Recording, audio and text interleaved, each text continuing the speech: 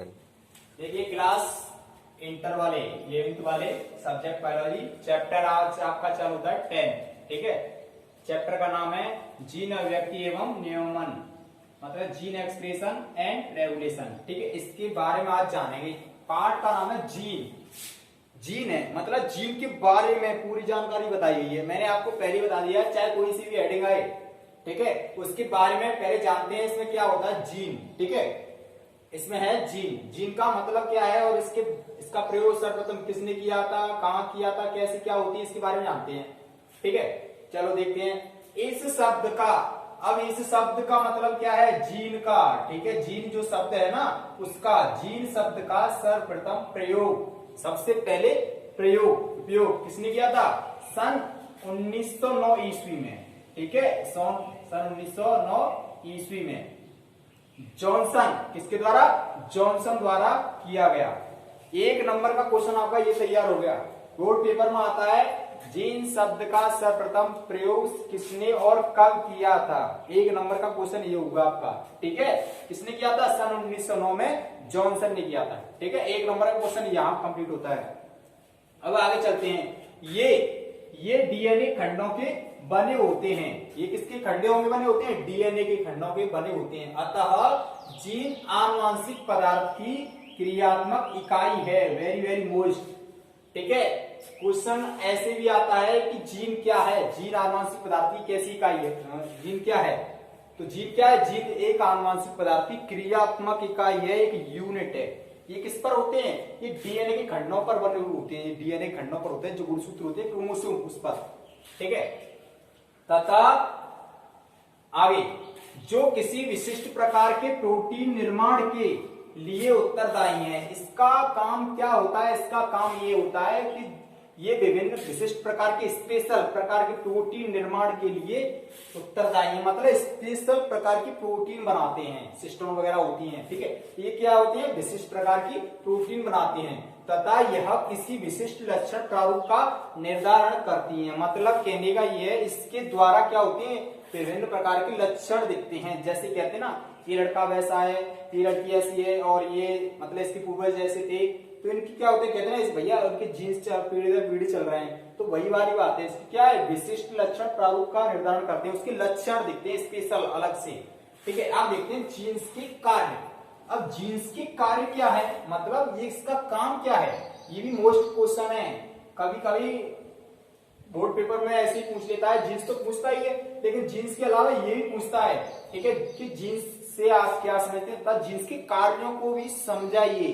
तो जीन्स के कार्य समझते हैं। इसके कार्य निम्नलिखित हैं।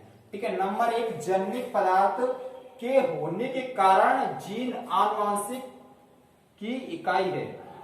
ठीक है, मतलब ये है जननिक, मतलब जन्म वाली क्रिया की, जननिक पदार्थ होते हैं जैसे लिंग गुणसूत्र वगैरह थे। ठीक है, जननिक पदार्थ के होने के कारण, भाई एक्टिव ही तो होते हैं वो, जननिक पदार्थ होने के कारण जीन क्या है, आनुवंशिकता की इकाई है या आनुवंशिक की इकाई है। ये कहते हैं ना, एक आनुवंशिक पदार्थ है ये। अब कुछ ही एक्टिव होगा जब तो वो काम करेगा, एक्टिव नहीं है तो क्या काम करेगा। कहते हैं ना, एक यूनिट, एक थोड़ी सी, कहते हैं ना, एक प्यासे इंसान को थोड़ी सी जल की बूंद मिल जाए, पानी मिल जाए थोड़ी, तो उसको राहत हो जाती है कि हाँ, इससे थोड़ी सी उम्मीद सी जग जाती है उसको। ऐसे ये है। अब अगला नंबर, जीन्स द्वारा जीवों की आकार की एवं शारीरिक नियंत्रित होती है। मैंने आपको अभी बताया था, कहते हैं ना, जीन्स से क्या होता है, इससे जीवों की आकार की, उसके आकार के बारे में, और शारीरिक और उसके शरीर के बारे में। ठीक है, उसकी क्या होती है, आकार की शारीरिक नियंत्रित होती है, मतलब लिमिट होती है उसकी। ये नहीं कि उबड़ खाबड़ हो जाए, अगर उबड़ खाबड़ होगी तो उसकी कहते हैं ना, भैया उसके जीन्स ऐसे चले आ रहे हैं। ठीक है, तो ये होती है सिस्टम इसमें। अगला है नंबर 3, कोशिका विभाजन के लिए जीन का द्विगुणन आवश्यक है। जब कोशिका का विभाजन होता है तो जीन है ना, इसका डबल फर्टिलाइजेशन, द्विगुणन अवश्य होता है, आवश्यक जरूरी है। अगर जीन्स का कोशिका का विभाजन करना है तो जीन्स का महत्वपूर्ण इसीलिए तो भूमिका रहती है। जीन्स का क्या करता है, जीन्स का क्या होता है, द्विगुणन डबल फर्टिलाइजेशन होती है इसकी। अगला नंबर, जीन्स द्वारा ही क्या होता है, आनुवांशिक सूचनाओं का स्थानांतरण एक पीढ़ी से दूसरी पीढ़ी में होता है।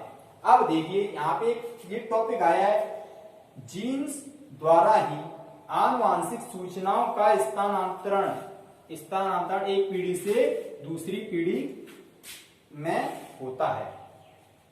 मैंने आपको अभी समझाया था ना, इसके द्वारा ही क्या होता है, जीन्स होती है ना, जीन्स, तो ये क्या करते हैं, मतलब पूर्वजों से लक्षण चले आ रहे हैं, उनके लक्षण चले आ रहे हैं, तो इसकी संतानों में ट्रांसफर होते आ रहे हैं। तो ये क्या हो रहा है, स्थानांतरण का मतलब क्या है, ट्रांसफर होते आ रहा है एक पीढ़ी से क्या है दूसरी पीढ़ी में। बात तो वही तो है, और क्या है इसमें, जीवों द्वारा ही क्या है, आनुवांशिक सूचना, जो भी उसकी सूचना है, आनुवांशिक पदार्थ की जो भी उसकी गतिविधियां हैं या उनके लक्षण है, तो क्या होते हैं, सूचनाओं का स्थानांतरण, उसका ट्रांसफर एक पीढ़ी से दूसरी पीढ़ी में होता है कि नहीं होता है। अब ये अगर क्वेश्चन ऐसे आता है कि किसके द्वारा एक पीढ़ी से दूसरी पीढ़ी में आनुवांशिक सूचनाओं का स्थानांतरण होता है, किसके द्वारा आनुवांशिक सूचनाओं का स्थानांतरण एक पीढ़ी से दूसरी पीढ़ी में होता है, तो किसके द्वारा होता है साहब, किसके द्वारा होता है, जीन्स के द्वारा। ठीक है, मेन काम किसका है, जीन्स का ही तो है। अब जीन्स से ये मत सोचना, कुछ लड़के तो ये सोच रहे होंगे जीन्स तो पहनने वाली होती है, वो जीन्स पहनने वाली नहीं है। ये जीन्स क्या है, ये आनुवांशिक पदार्थ की कूट नियत इकाई है ये।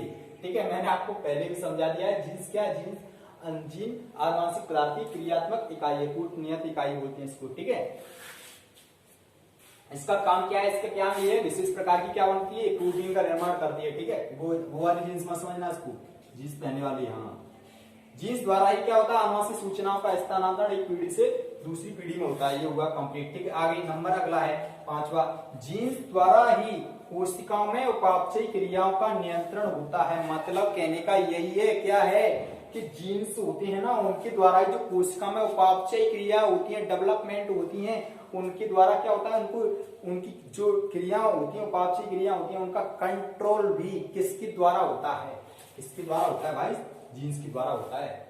अगर क्वेश्चन ऐसे आता है, कोशिकाओं में उपापचयी क्रियाओं का नियंत्रण कौन करता है, कोशिकाओं में उपापचयी क्रियाओं का नियंत्रण कौन करता है, भाई, कोशिकाओं में उपापचयी क्रियाओं का नियंत्रण करता है साहब जीन्स। ठीक है, पहनने वाली जीन्स नहीं, ये जीन्स, ये कूट नियत इकाई वाली, आनुवांशिक इकाई वाली। ठीक है, कौन करता है, कोशिकाओं में उपापचयी क्रियाओं का नियंत्रण कौन करता है, जीन्स करता है। ठीक है, अब आगे, जीवन के विभिन्न चरणों में विकास की क्रिया जीन्स द्वारा नियंत्रित होती है। मतलब कहने का यह, तो जीवन के विभिन्न चरण हैं, जीवन के क्या है, विभिन्न चरण हैं, उनमें जो विकास की क्रिया है, डेवलपमेंट की क्रिया है, विकास की क्रिया है, वो किसके द्वारा होती है साहब, होती है जीन्स के द्वारा, वो कंट्रोल होती है। मतलब कहते हैं ना, उसका विकास ऐसा हो रहा है, उसका विकास ऐसा हो रहा है, तो सब भाई इसकी सारी करामत किसके, जीन्स की है भैया। उसके जीन्स उसमें ऐसे ट्रांसफर हुए हैं, जब भी तो उसकी संतान ऐसी हो रही है, उसके जीन्स उसमें ट्रांसफर नहीं हुए तो उसकी संतान ऐसी नहीं हुई है। यही तो बात होती है बस। तो बात सब यही है, जीवन के विभिन्न चरणों में विकास की क्रिया किसके द्वारा होती है, जीन्स द्वारा कंट्रोल होती है, नियंत्रित होती है, बस, और कुछ नहीं करना। ये खाली मैंने समझाने के लिए अंडरलाइन किए थे। ठीक है, ये खाली मैंने सिर्फ समझाने के लिए अंडरलाइन किए थे, बाकी का आप स्क्रीनशॉट भी ले सकते हैं। ये सिर्फ मैंने समझाने के लिए अंडरलाइन किए हैं। मैंने आपको पहले बता दिया, ये बोर्ड पेपर में किस प्रकार से क्वेश्चन आता है, very very most important question है ये। ठीक है, क्या है, very very most important question है ये। कोई कैसे भी रख सकता है, जीन्स से आप क्या समझते हैं टिप्पणी में डाल दे, नहीं तो कुछ नहीं करेगा, तो ऐसे रख देगा, जीन्स से आप क्या समझते हैं तथा जीन्स के कार्य बताइए, 2 नंबर का ये ऐसे रख देगा, नहीं तो 1 नंबर में ऐसे कुछ नहीं तो ऐसे पूछेगा, जीन्स से आप क्या समझते हैं। ठीक है, अगर कुछ नहीं पूछेगा तो ये पूछेगा, जीन्स शब्द का सर्वप्रथम प्रयोग कब और किसने किया था, 1 नंबर में यही को क्वेश्चन बन गया है। ठीक है, और ये पूछता है जीन्स कैसी इकाई है, क्या है, क्रियात्मक इकाई है। ठीक है, ये हुआ आपका क्या हुआ, जीन्स के बारे में, जीन्स क्या होता है, उसके कार्य क्या क्या होते हैं। ठीक है, इस चीज का थोड़ा ध्यान रखना। ये हुआ आपका जीन्स का टॉपिक।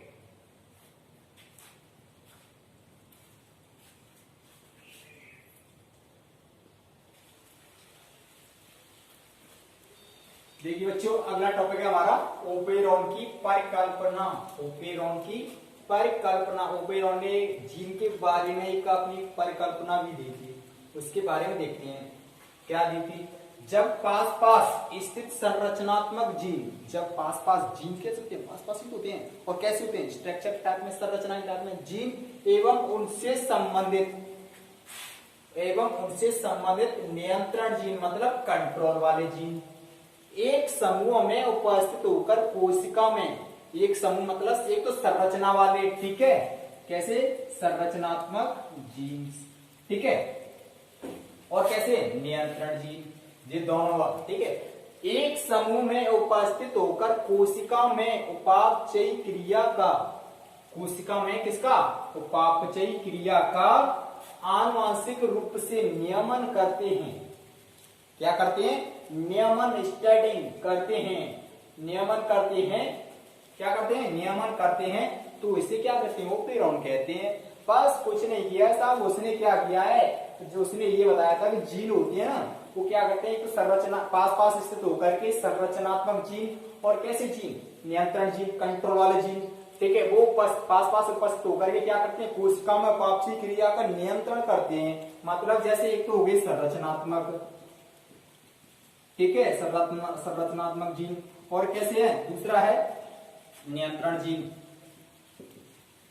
नियंत्रण जीन।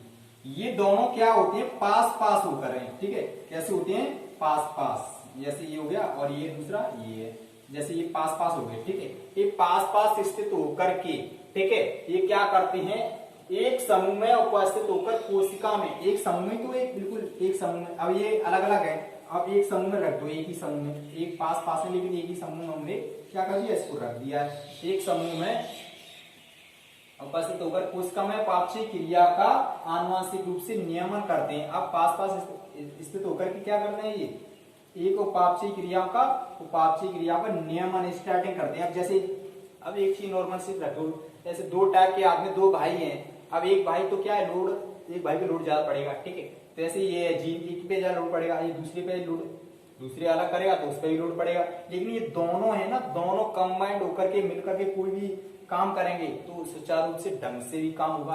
बिल्कुल ऐसे ही ये होता है, उस काम क्या होती है, उपापचयी क्रिया होती है ना, उसका आनुवांशिक रूप से क्या करते हैं, नियमन करते हैं, उसकी स्टार्टिंग करते हैं, उसके कार्य को शुभारंभ करते हैं, ठीक है, तो इसे क्या कहते हैं, उसे ये कहते हैं, क्या क्या करते हैं, ये पहले ये क्या करते हैं, नियमन, ठीक है, मिल करके फिर क्या, इसे क्या कहते हैं, इसे कहते हैं साहब ओपेरॉन, ओपेरॉन। ये मैंने समझाने के लिए ट्रिक बनाई है, ठीक है।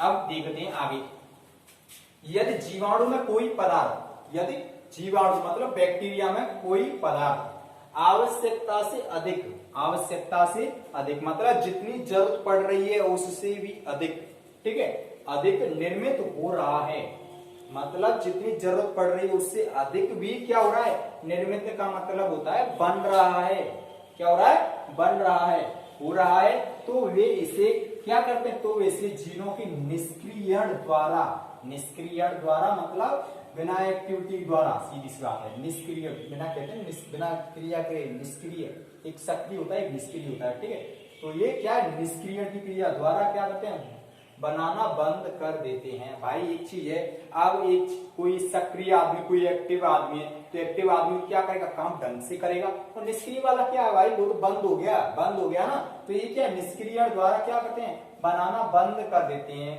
क्या क्या बनाना बंद करते हैं, कोई पदार्थ, क्या बनाना बंद करते हैं, कोई पदार्थ। देखो यही वाली बात है, यह जीवाणु में कोई पदार्थ आवश्यकता से अधिक निर्मित हो रहा है, मतलब कहते हैं ना, अगर कोई इंसान अगर भूख से ज्यादा आवश्यकता से अधिक खाना खा ले तो उसे क्या होता है, उल्टी वगैरह हो जाती है, उसकी पाचन क्रिया क्या होती है, गड़बड़ा जाती है, होता है कि नहीं होता है, बिल्कुल वही सिस्टम यही है। इसमें क्या है, जीवाणु में कोई पदार्थ आवश्यकता से अधिक